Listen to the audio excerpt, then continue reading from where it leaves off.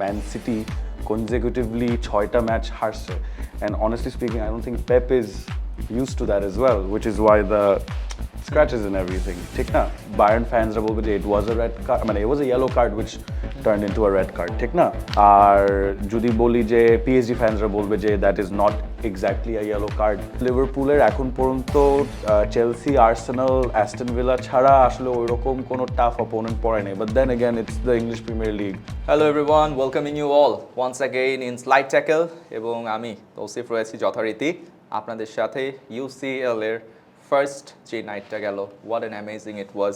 Man City draw করে ফেললো and then Barcelona ব্রেস্টের against a win which was very expected, and then Bayern and PSG এর ম্যাচে একটা রেড কার্ড যেটা নিয়ে অনেক PSG ফ্যান একটু হলেও কিন্তু প্রশ্ন তুলেছে, and inter is just basking with their winning streak. And এর বাইরেও কিন্তু EPL এর there is a big game in the coming week, and একই সাথে একটা মানে tie breaking situation in the point table কিন্তু রয়েছে EPL এর, সেগুলো নিয়েই কথা বলবো। অ্যান্ড আজকে আমার সাথে গেস্ট হিসেবে রয়েছে the Liverpool fan and a very passionate Liverpool fan, মোটামুটি বলা যায় যে আর্নেস্ট স্লটকে একটু ফ্ল্যাগ বিয়ার হিসেবে রাখে। ইটস উৎসব ভাই, welcome to the show. Thank you for having me.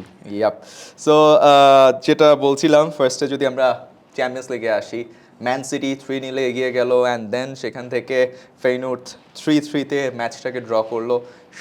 সব কিছুকে ছাপিয়ে I think the picture that all was on our mind about Guardiola, পরপর কিছু ম্যাচে পয়েন্ট ড্রপস, অ্যান্ড দেন ইউসিএলে এসে তার যে ছবিটা আমরা দেখলাম, একটু heart breaking. Is it really? No, as a Liverpool fan, no, for me.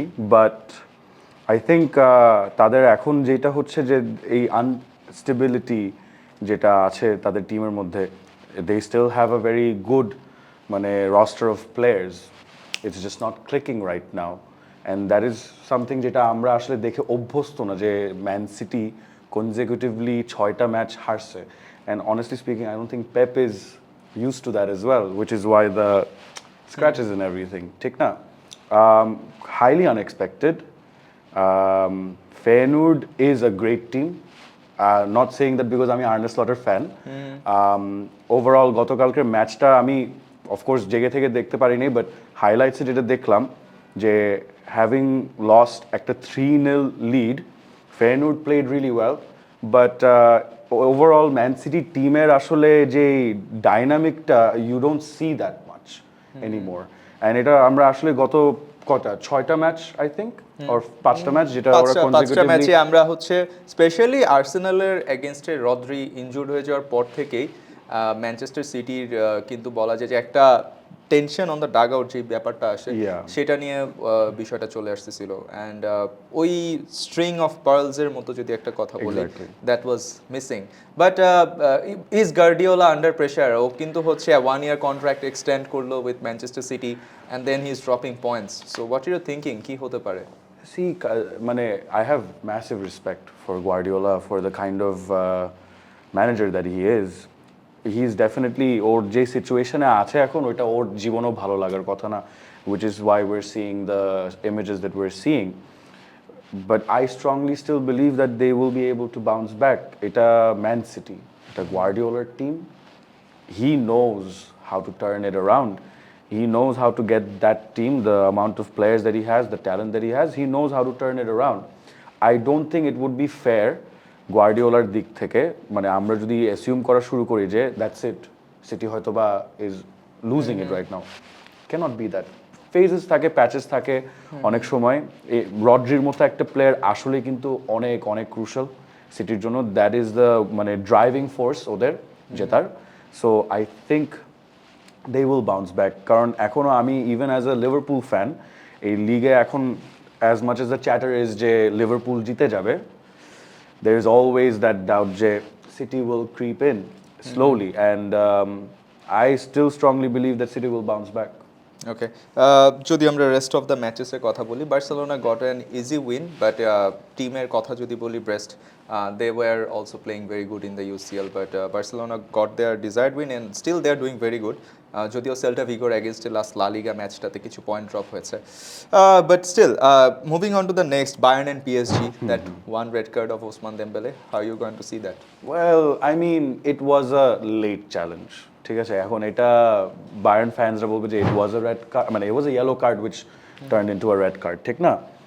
আর যদি বলি যে পিএসজি ফ্যান্সরা বলবে যে that is not exactly a yellow card, but given the situation এখানে আসলে কিছু করার ছিল না. It's not like যে দুই টিম মিলে they were playing well. The goal came from Kim, right? Yeah. Not the most convincing of wins for Bayern either. একটা certain point পর্যন্ত দুইজন মিলে খুবই হট্টাহট্টি খেলা হচ্ছিল. That red card probably drove the power towards PSG more. Sorry, Bayern more, Bayern right? more, yeah. Yeah. But that red card, এইগুলো ফুটবলে থাকে, right? যে you're gonna be Yeah, like, it's a part of the game. It's a part of the game. যে And এটা it হয় না, was, এটা হয়েছে. Yep, so I think it's very convincing red card. But Inter Leipzig, Inter won the match 1-0, and Inter এই সিজনে যদি আমরা সিরিয়া টেবিলও যাই, they are doing very good. So Champions League, what are the chances of Inter? Inter, they're a great team right now. R Syria এমনিতেও খুবই competitive একটা league হয়ে দাঁড়াচ্ছে, যেটা আমরা অনেক বছর ধরে ইউভেন্টাসের ডমিনেশন দেখে আসছি. এখন Atalanta, Napoli, Inter, they're all doing really well. এখন পয়েন্টসের ডিফারেন্সও অত বেশি নাই আসলে ওদের মধ্যে. I think they're all on the same points. Inter does have a really good chance to advance if they keep playing the way that they're playing. গতকালকের ম্যাচটা হয়তোবা was not their best performance, but they're doing well. Their strike force is doing well. Lautaro is doing well, right? So I think they have the right combination to go really far. Would they win? At least semi-final, what do you think? হ্যাঁ, quarter final semifinal পর্যন্ত definitely যাওয়া উচিত. And ওরা এই points টেবিলের they should qualify easily, not play the playoffs later on, you know. That should be Inter. Okay, so moving on to the next, EPL এর point টেবিলে যদি আমরা একটু আসি, it's like cherry on the top and having a Sunday ice cream, because Sunday-তে কিন্তু একটা বড় match আছে, and that's why I got a Liverpool fan. It's Man City versus Liverpool, and then the big match once again, it's about Chelsea and Aston Villa. Point টেবিলটা যদি আমরা একটু premier লিগের top 4 নিয়ে বলি, Liverpool on top 31, and then Man City following that 23. That point difference is only 8, but Arsenal and Chelsea are sharing the same points, অর্থাৎ 22 point নিয়ে তৃতীয় এবং চতুর্থ স্থানে চেলসি রয়েছে তৃতীয়তে, এবং চতুর্থে আছে আর্সেনাল. সো যেটা আমরা একটু শুরুতে বলছিলাম রিগার্ডিং ম্যানচেস্টার সিটি, রাইট? আমার কাছে নভেম্বর মাসটা হচ্ছে ফুটবলের একটা swinging month. Like you don't know what's gonna happen. Whatever gonna happen, it's gonna give you a shape in the whole tournament. Right. And right now it is what happening, right? Arsenal যে স্টার্টটা করেছিল, right now they're on the 4. Chelsea যে স্টার্টটা করেছিল, right now they're on number 3, which is very surprising. Very surprising. And then যদি আমরা আসি, Liverpool with not high expectations, but they are doing really good, and now they're on the top of the table. And Manchester City, যারা কিনা বলা যাচ্ছিল যে it's gonna be a one horse race, তারা এখন কিছু পয়েন্ট ড্রপ করে second পজিশনে চলে আসলো. সো ওভারঅল এই পয়েন্ট টেবিলের ইকুয়েশন যদি বলি, সেটা নিয়ে আমরা লাস্টের দিকে কথা বলবো, বাট এই ইকুয়েশনের বেসিসে how are you saying this to games? The first one যদি আসি, Manchester City and Liverpool. Tough game. এখানে পেপের যে রান অফ গেমস হয়েছে, ওইটার পরে যে ফার্স্ট অফ অল পেপ আর লিভারপুলের relationship, although that is because of Klopp, I don't think ওই রিলেশনশিপটা আসলে গেছে. He is still somewhat scared of Liverpool in a way that he sees them as that one true opponent, that mountain that he has to surpass every season দুইবার করে, right? Especially এইবার খেলা হচ্ছে অ্যানফিল্ডে. Yep. And that is even more difficult. But I would not be very comfortable sitting here saying just because of the last match they're not going to do very well. It's still a very tough game. একটা argument হতে পারে যে লিভারপুলের এখন পর্যন্ত Chelsea, Arsenal, Aston villa ছাড়া আসলে ওইরকম কোনো টাফ অপোনেন্ট পড়ে নেই. But then again it's the English Premier League. Bottom of the table teams are tough. Yep. Right? But City will be a tough game. It's a real test for Arne Slot going up against Pep. As sound as Arne Slot is tactically, he's brilliant. We love him. But it's going to be tough. And as a Liverpool fan, আমাদের ভিতরে ওই ফিয়ারটা সবসময় থাকবে যে সিটির সঙ্গে it's never a sure shot game. Okay. So what's going to be the tactics? Arne Slot, obviously winning combination and winning J formation and tactics এর যদি কথা বলি, it's going to stick with it. এখানে যদি কোনো চেঞ্জেসের কথা বা expectation যদি আপনার থাকে? এখানে আমাদের আসলে অ্যাজ মাচ এজ অনেক কয়েকটা ইনজুরি আছে। For instance Trent Alexander Arnold 100% fit না এখন, অ্যান্ড এটা লিভারপুল টিমের জন্য আসলে একটা বিশাল বড় ড্রব্যাক। হ্যাঁ, সো আমাদের কনার ব্র্যাডলিকে নিয়ে স্টার্ট করতে হবে রাইট ব্যাকে। অ্যান্ড্রু রবার্টসন স্টার্ট করতেছে। Kostas Tsimikas is injured. At least Talha is there. That's a good thing. The strike force is there. That's a good thing. But in terms of tactics, of course, what we're used to seeing with Alexander Arnold, because it gives more creative freedom for Arne Slot. She ota pabe na ei game for sure.